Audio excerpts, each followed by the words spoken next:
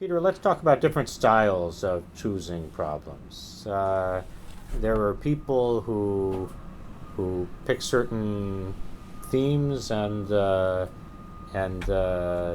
and explore them over long periods of time. Well, you've done that, but your special talent seems partly to be choosing problems, not somehow taking a problem that was already out there from somebody else. And so, can you tell us a little bit about that?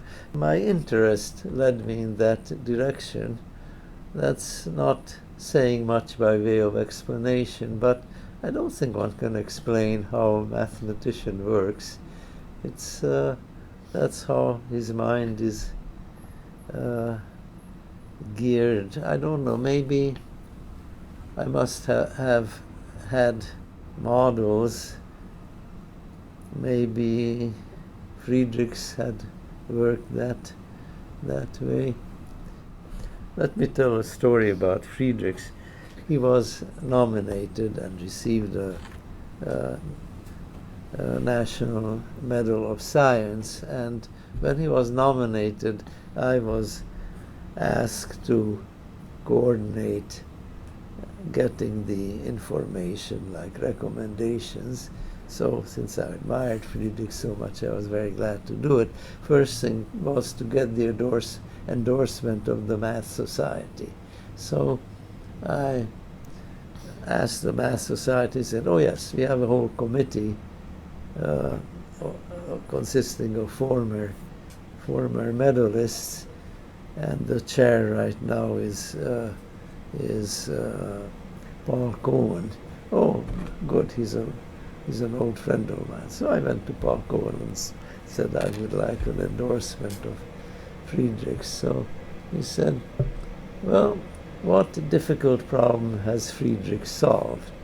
So I said, "Well, you can describe his work that way, but the ideas he introduced were extremely influential. The Friedrichs extension, the description of self-adjoint operators, it had a very big influence."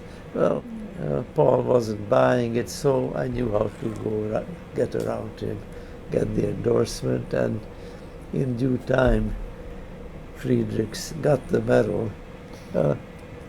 In general, the committee that gave these medals, when a mathematician was nominated, the description meant nothing to the rest of the committee members. But in Friedrich's case, they even understood. So there was no difficulty. And so when Friedrichs got it, I went to congratulate him, and he said, "You know, I never solved a difficult problem." Somehow captures the fact that progress in mathematics doesn't come only from solving difficult That's problems. right. And Paul Cohen, you remember, solved an enormously difficult problem. Right. That's a different type of Yes. progress. And right. but it showed the dangers of doing mathematics in that style. After he was able to resolve the continuum hypothesis as undecidable, he never did anything else because he only worked on very difficult problems. I think it's a morning example of how not to work.